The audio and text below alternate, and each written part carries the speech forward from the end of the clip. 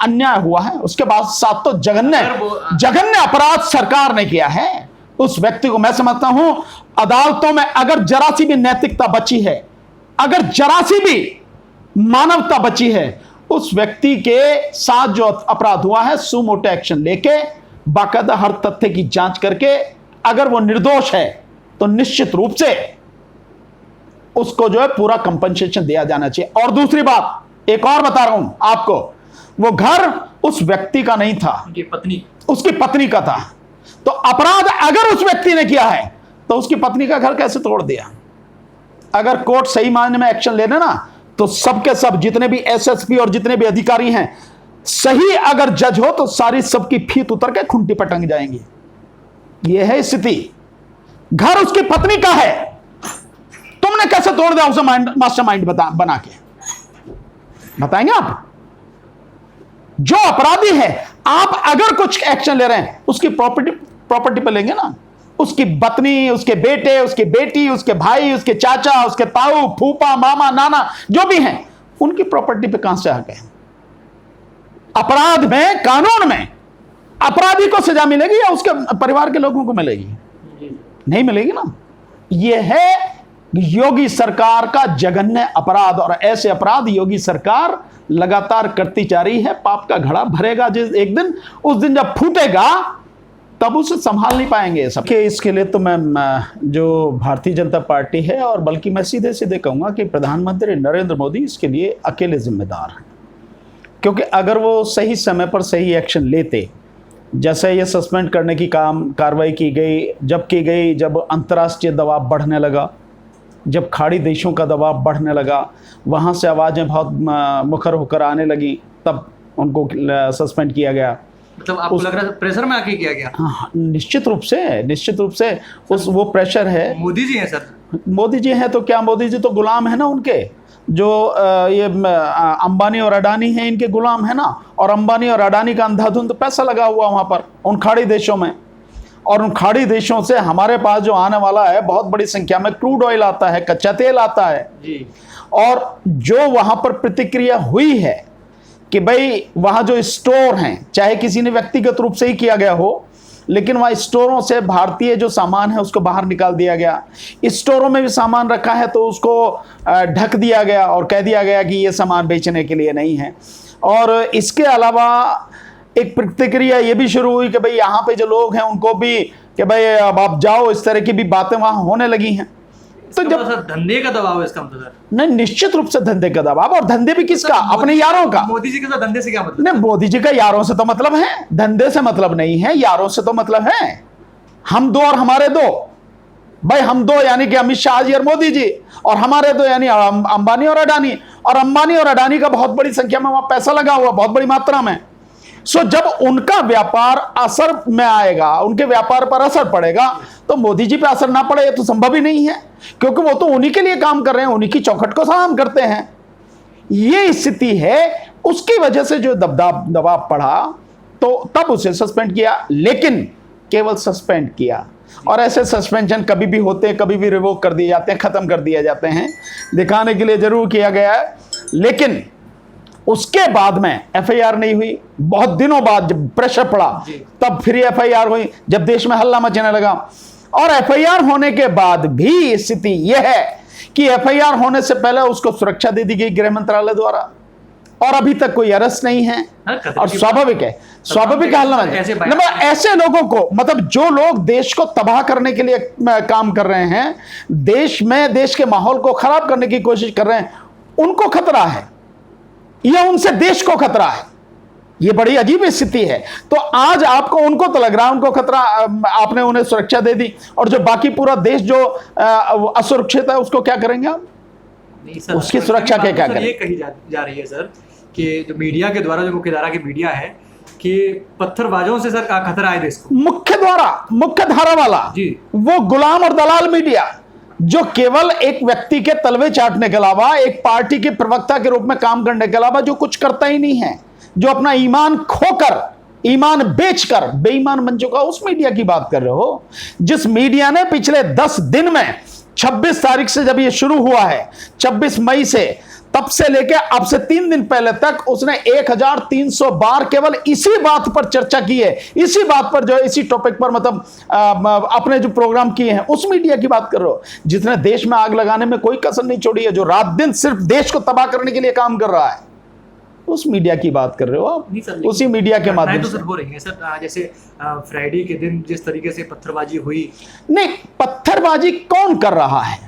जो कोई भी पत्थरबाजी कर रहा है, चाहे इस पक्ष का हो चाहे इस पक्ष का, कोई भी हो, जो भी दोषी है, अपराधी है, उनके खिलाफ कार्रवाई हो। लेकिन कार्रवाई से हुई ये कार्रवाई एक पक्षीय हो रही है।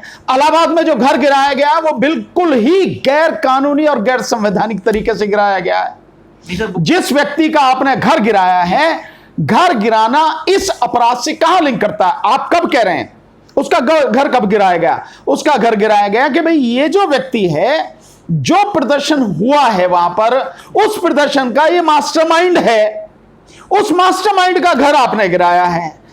घर गिराने की कार्रवाई कब होगी? जब जो वो निर्माण है, वो निर्माण गैर कानूनी है, नियमों के विरुद्ध बनाया गया है, और वहां की जो डेवलपमेंट अथॉरिटी है या वहां की कोई जो कॉरपोरेशन है, उसके माध्यम से यह कार्रवाई होनी चाहिए।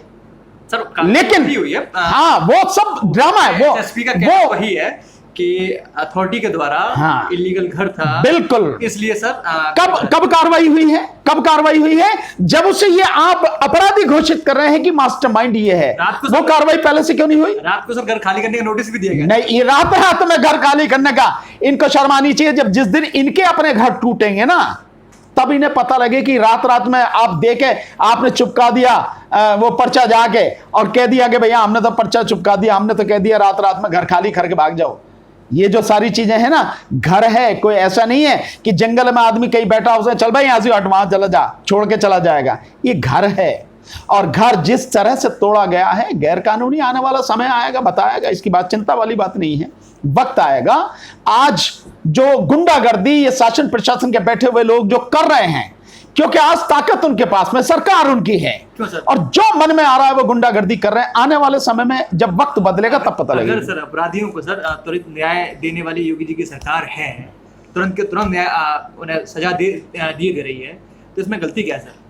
न्याय करना सरकार का काम नहीं है।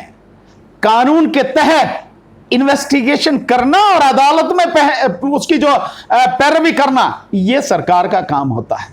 न्याय करना यह अदालत का काम है। आप पुलिस और जज दोनों एक साथ नहीं हो सकते हैं। आप समझ रहे हैं इस बात को? तो आप पुलिस भी आप ही हैं, आप जज भी आप ही हैं, सब कुछ आप ही कर रहे हैं, तो अदालतों पे ताला लगा दो। फिर क्या जरूरत है? सुप्रीम कोर्ट पे, हाई कोर्ट पे, डिस्ट्रिक्ट कोर्ट पे, जितने भी इन पे सब पे ताला लगा दो, क्योंकि सब कुछ तो तुम ही करे ले रहे हो। किसी चीज की कोई कानूनी न्यायिक प्रक्रिया होती है जिसका पालन नहीं किया जा रहा, तुम एक पक्षीय कार्रवाई करते हो, निष्पक्ष नहीं हो। तुम निष्पक्ष कार्रवाई करके दिखाओ, तब पता लगेगी हां वाकई में तुम बहुत अच्छे काम करने वाले लोग हो, शासन प्रशासन वाले। किसकी बात कर रहे हो आप?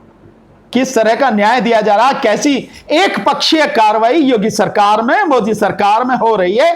छुपा किसी से कुछ नहीं है, वक्त की बात है।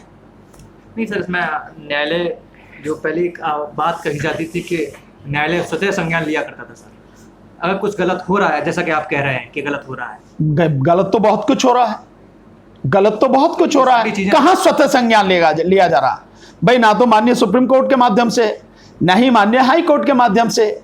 हमें तो कहीं भी स्वतः संज्ञान दिख नहीं रहा। सब सर, जिस तरह की सारी चीजें हैं, कम सुनाई देता है अब कि स्वतः संज्ञान लिया, फलानी सरकार को फटकार।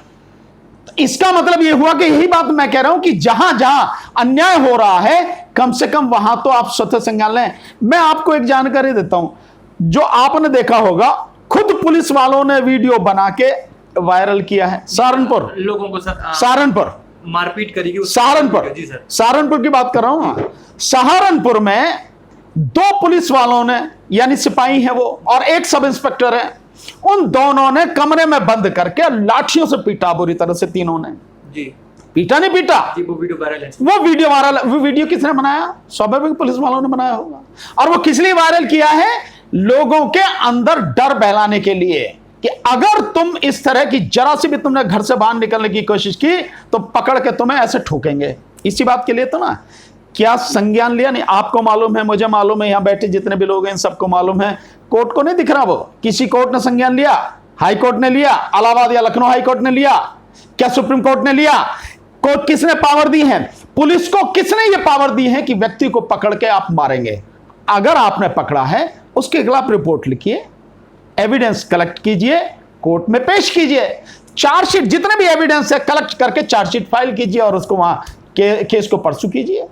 उसको हक किसने दिया? उसको व्यक्ति को मारने का हक तो अदालत को भी नहीं है, कानून के द्वारा, संविधान के द्वारा।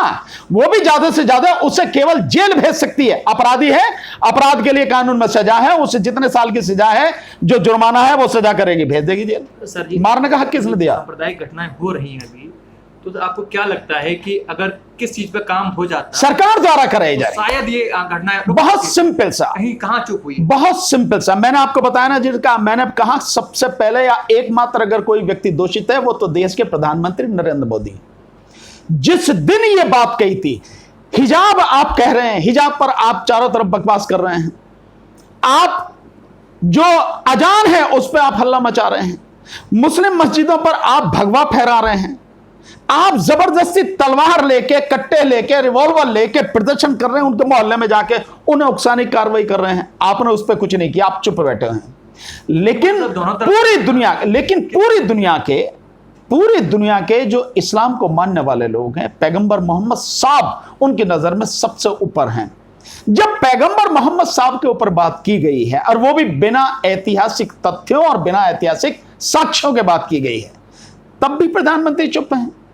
और आप होना यह चाहिए था कि प्रधानमंत्री को तुरंत एक्शन लेना चाहिए था, आगे के लिए रोक लगा देनी थी और उनको एफआईआर करा के अरेस्ट करवा के उन्हें जेल भेजना चाहिए, तो कुछ भी नहीं होता, कुछ भी नहीं। कार्रवाई अगर निश्चित रूप से भाई क्यों नहीं कर सकते आप कार्रवाई?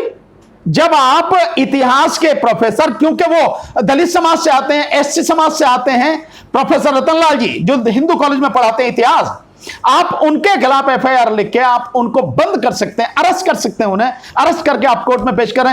नुपुर शर्मा का गुनाह तो उससे कहीं ज्यादा है नहीं है? और जिस तरह के हालात आ रहे हैं, ये तो राष्ट्रीय सुरक्षा का मसला बन चुका है। तो राष्ट्रीय सुरक्षा में एनएसए में उसे बंद करना चाहिए था, यूएपीए में लगा के उसे बंद करना चाहिए था, नहीं किया आपने। लेकिन एक बेवजह के मसले में झूठी एफआईआर करा के आपने प्रोफेसर रतनलाल को गिरफ्तार कर लिया, कोर्ट में पेश किया आपने। अगर वो कर सकते तो ये क्यों नहीं कर सकते?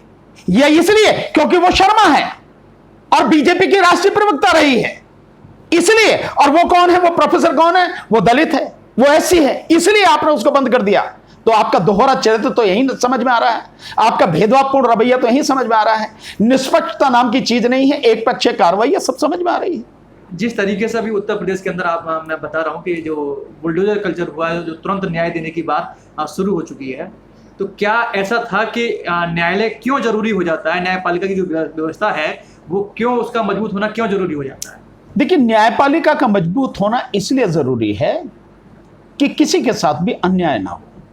अगर आप भारतीय कानून को अगर देखें तो भारतीय कानून में बहुत ही स्पष्ट रूप से कुछ बातें की गई हैं जो बेस है, नींव है, जो आधार है उसका, कानून का। क्या है? एक तो यह कहा गया है कि जब तक सिद्ध नहीं हो जाएगा तब तक आप किसी को भी दोषी नहीं मानेंगे।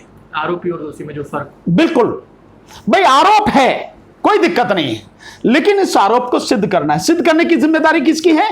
प्रोसिक्यूशन मींस स्टेट की, सरकार की जिम्मेदारी है कि अगर जिस व्यक्ति पर आरोप आप लगा रहे हैं, आप सिद्ध कीजिए उसको कि यह आरोप सही है। आरोप सही सिद्ध हो जाएंगे, कोर्ट में साक्ष्य सामने आ जाएंगे, सजा होगी, कोई रोक नहीं सकेगा। कितनी सजा होगी कानून में जो है उसके हिसाब से कोर्ट तय करेगी।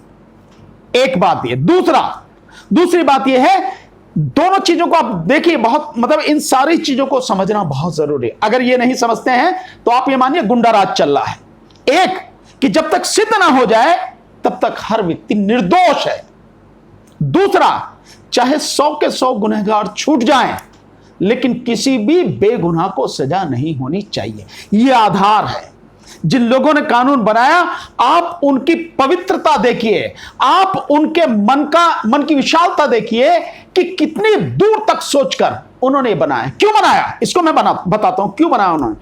क्योंकि मनुष्य जीवन एक बार ही, हमें पता है कि एक बार मिलता है। कहने को आप धर्म के हिसाब से चाहे जो भी कहते रहो, लेकिन हम जो सब देख रहे हैं, जान रहे हैं, हमें नहीं पता कि होता नहीं होता, पर ये जो है ये हमारे सामने है। और मनुष्य कभी भी सुधर सकता है, कभी भी। और इसीलिए कानून जो है वो सुधारात्मक है।